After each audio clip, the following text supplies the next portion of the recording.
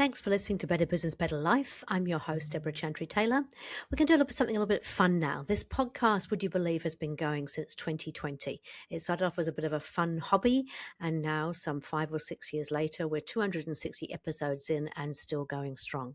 Each week I produce a new episode, but I thought it might be fun to bring back some of the old episodes and leave them just exactly as they were. So no tweaks, no edits. So there might be a little bit of poor quality in there, but at least you'll get to see and hear from some of the most amazing business people that I've spoken to over those 5 or 6 years. I really hope you enjoy the episodes, and don't forget, if you ever need any help, just reach out to me. I'm only an email away, deborah@businessaction.com.au or deborah@businessaction.co.nz. Better Business, Better Life, here to help.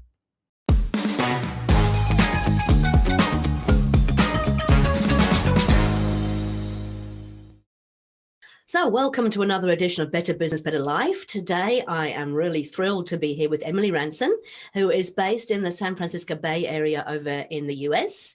And Emily is not only a professional EOS implementer, but she has actually used EOS in her businesses and also run businesses without using EOS. So she's got this great knowledge of how to use EOS in a business and we're going to talk about pivoting a business as well. So welcome, Emily. Lovely to have you. Thank you. I'm so excited to be here. Thanks, Deborah. I'm really looking forward to hearing your story. So what I'd like to do, Emily, is just start off. Could you give us a little bit of a background about your story, and within that, give us a professional and personal success as well? Sure. I think the easiest way to sum it up is these days I'm enjoying a very multifaceted career, I like to say.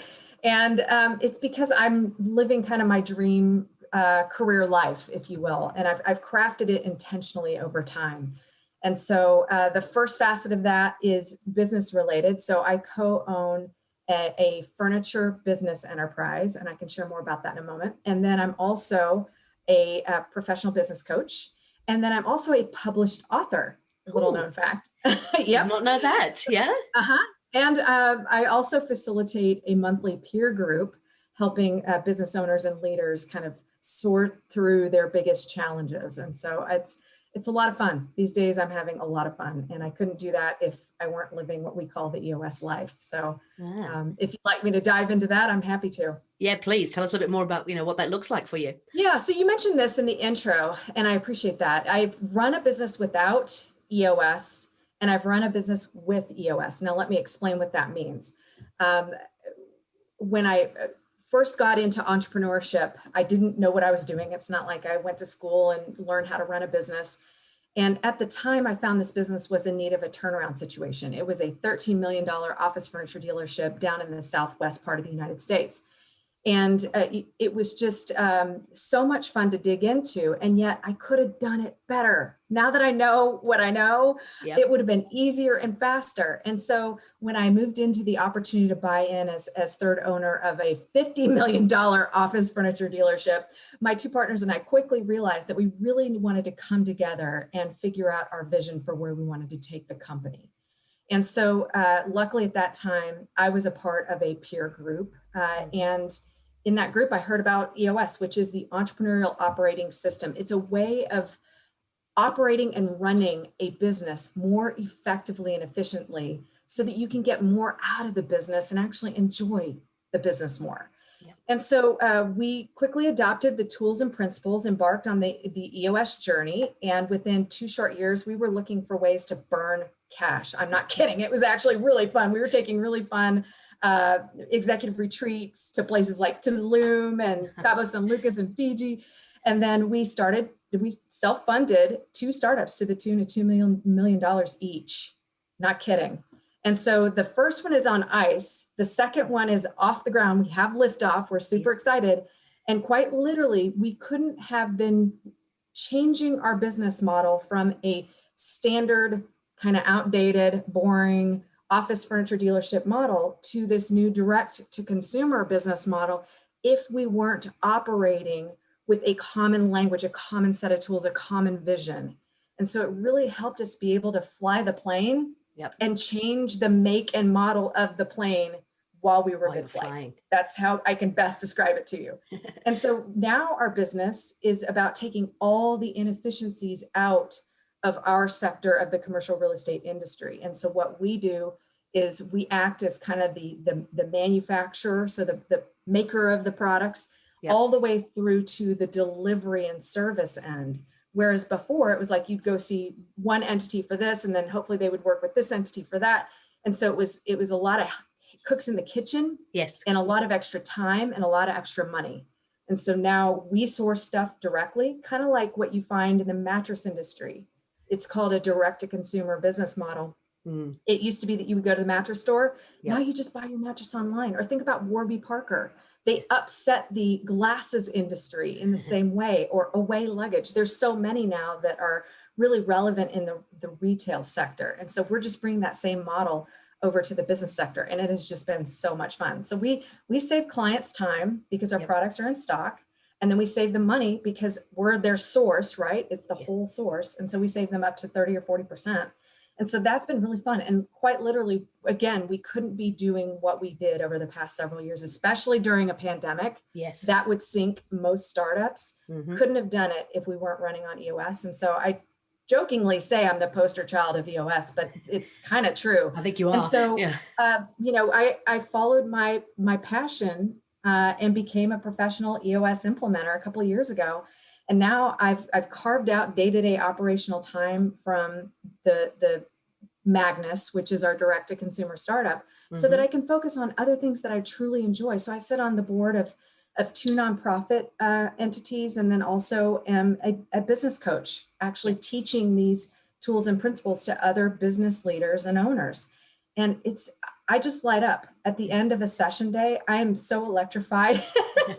I know the feeling. Clients kind of wonder like what's in my water, but no, it's so true. I just I get so excited for seeing what is possible for these clients and what they're capable of. And I can almost see 2 to 3 steps ahead where they're heading. And I kind of joke because it's like the EOS gods are smiling down on you, but it's true. They start to embody and bring things into their business that they never thought possible. And so it's been so rewarding for me. It just really has. And, you know, a part of that journey was writing my book, Growth Junkies Unite. And it's because, you know, we all go through this cycle in our career, in our lives, where we need something to kind of reinvigorate, whether you're early in your journey and you're kind of learning some of these tools, or you're later in your journey and you're kind of burned out. So I jokingly say this is a simple, because it is, guide to invigorate your journey. It's quite literally because this is me. It's full of bullet points and little factoids, and it's a quick read. I mean, you can literally read this in 20 to 30 minutes, but it's jam-packed full of great nuggets, and it's meant to get someone ready to dive back in, to engage in that hunger for growth. Because in my mind, you're at two ends of a stick. You're either growing or dying. And, I'd rather be at that growth end of that stick. So, so that's kind of my little nugget that I guess I would share, is to always be striving for that growth. Right. And I think that's why, EOS is just such a great fit for me, because I'm always looking for ways to grow and improve. So perfect. I'll stop there. But it's interesting, isn't it? Because, we get taught in universities and things that there's this classic kind of growth curve that just goes like the old hockey stick, and business isn't like that, right? We all know that there are points that the business gets to where it hits the ceiling and just can't seem to get past that. What would you say are the sort of the hitting the ceiling moments in your business before you kind of brought EOS into it? Yeah, I think, we were the biggest. This was an office furniture dealer that was kind of well known in the San Francisco Bay Area, and frankly, up and down the West Coast. Had all these awards and accolades. And I got to be honest with you, before I came into the picture, zero profit dollars to show for it. And so we knew we really needed to retrench and retool. And so because of that, we didn't want to lose the flavor, the essence of what SideMark had embodied. We were proud of that. And yet we knew we wanted to do something more innovative. This side of our commercial real estate industry is just stale. There's been very little innovation. And so, this is our attempt to shake things up and basically say, look, we can do it better. So people are starting to sit up and take notice. It's been really rewarding and really fun. So is there a particular tool in EOS that is kind of the hero tool for you? Yeah, I think there's a few on the personal level. So one is the delegate and elevate tool. And, early in your journey, that's not possible because capacity, your time capacity is a huge issue. You're just trying to stay afloat. You feel like that hamster on the treadmill that just can't get off. Yep. As you get into your journey with EOS, using the tools and principles, the thing that will happen is this magical ability to start to understand how to better delegate in order for you to be able to do what you love to do and are best at, which gives you energy, right? Yeah. You end your day feeling excited about what you're doing rather than depleted, which then starts to lead to stress, which starts to lead to illness, et cetera, et cetera. Mm-hmm. And so that was a big one for me, was really finding that sweet spot. And some of that is learning what to say no to. Sure. So on the macro side, on the business side, the team side for Magnus, it's really that vision traction organizer, which is a 2-page strat planning document that is so powerful, yet so simple and effective.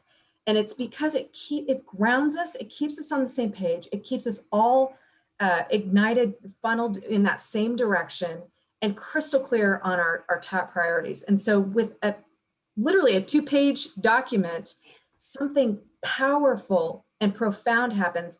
It's the compound effect, or it's the force magnifier. You're getting not just one or two people that might have this vision in their head. You're getting all these people in your organization fired up and excited. Yeah. And the capacity to make that happen then is taken off the owner's shoulders, right? Or the business, the leadership team's shoulders.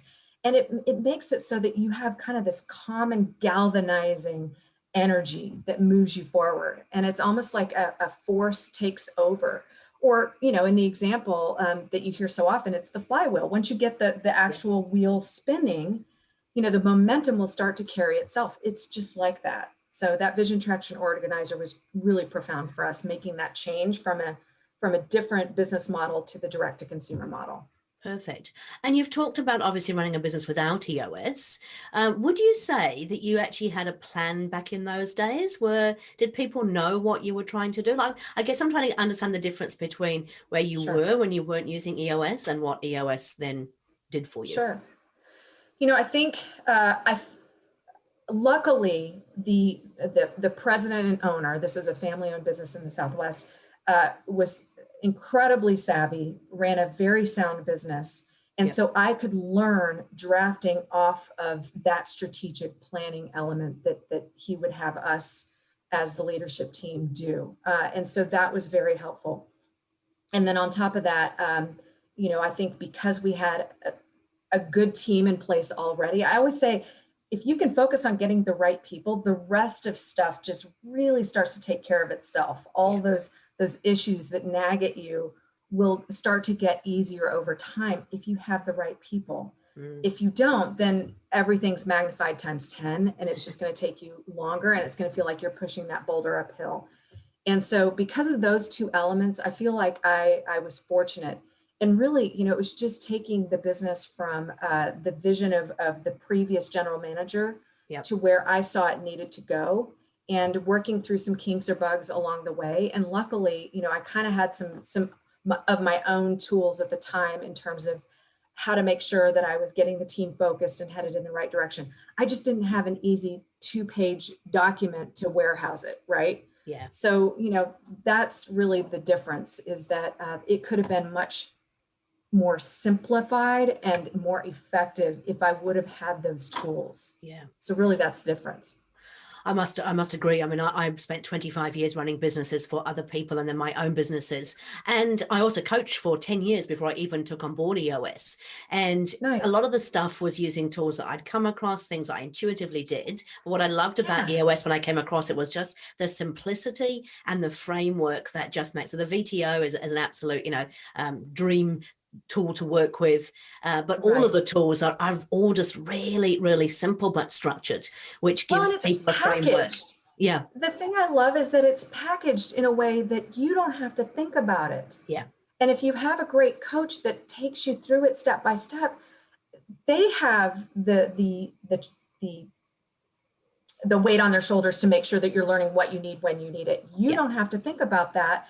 you just start plugging in and running your business.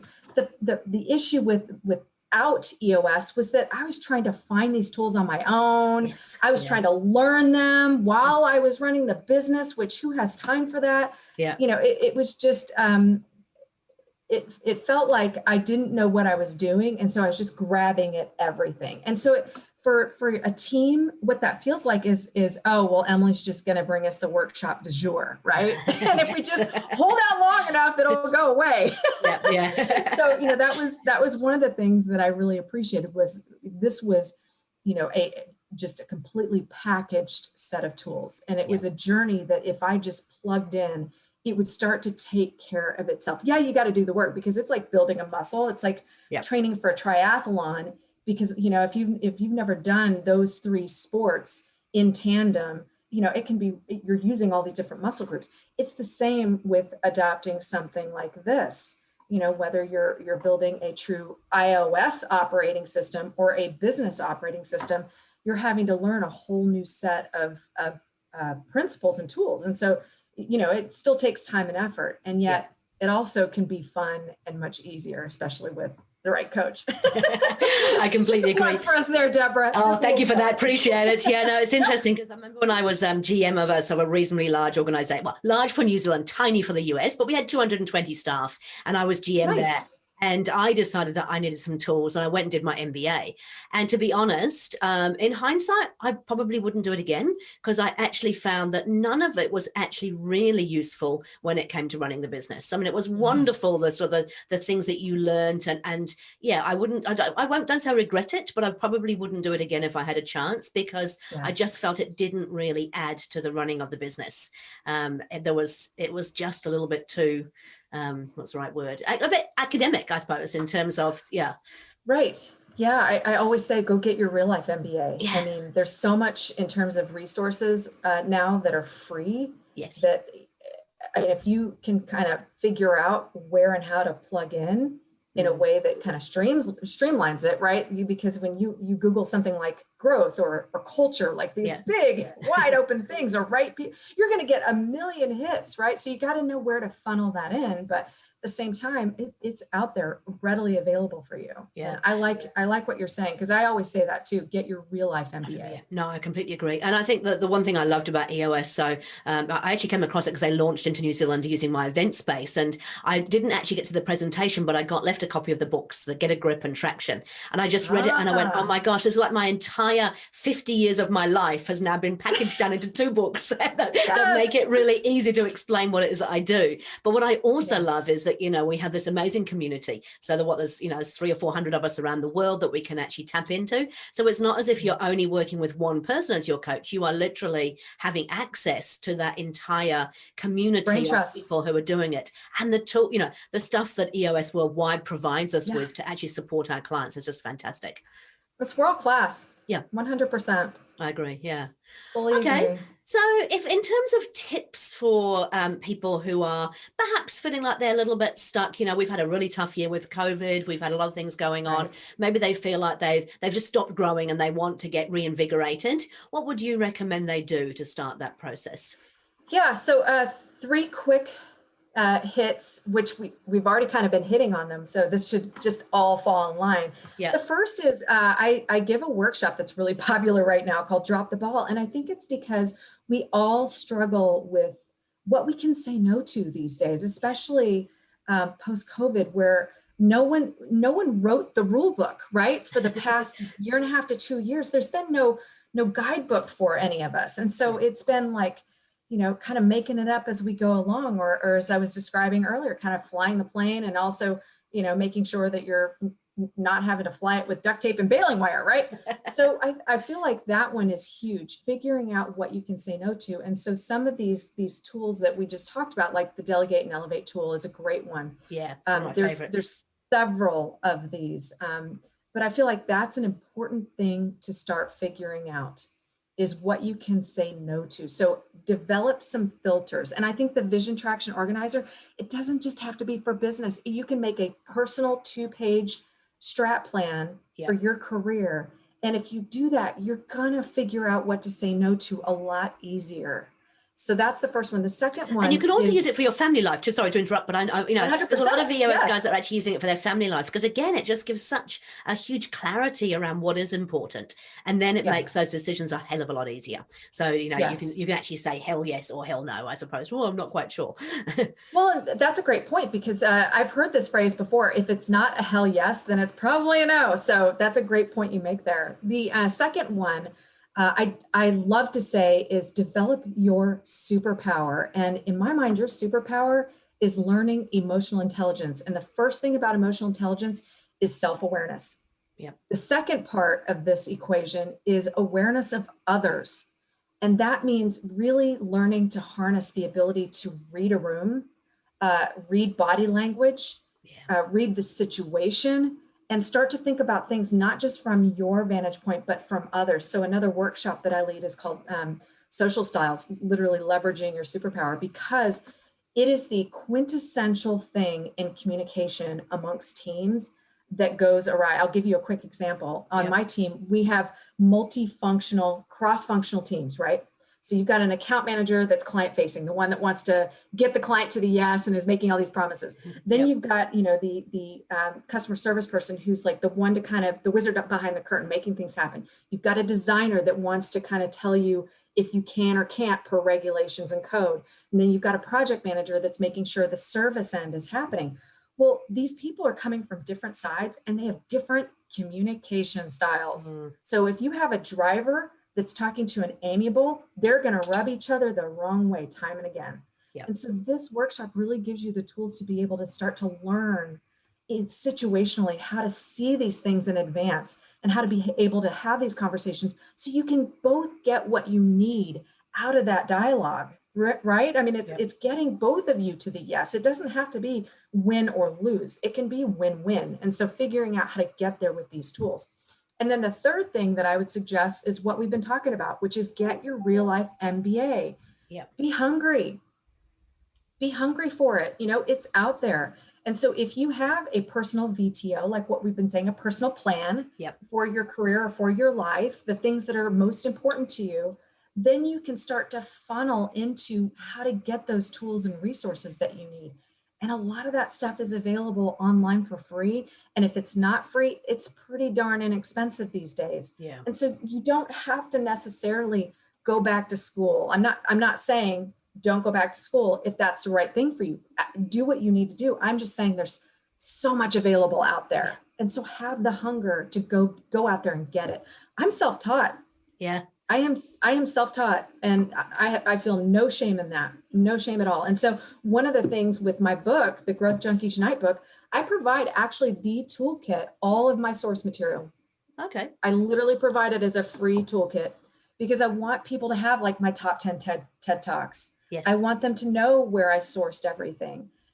Because that's what I did, right? You start to cull through all the mountains of information into the best stuff, few nuggets that really serve you well, and then grab onto those, right?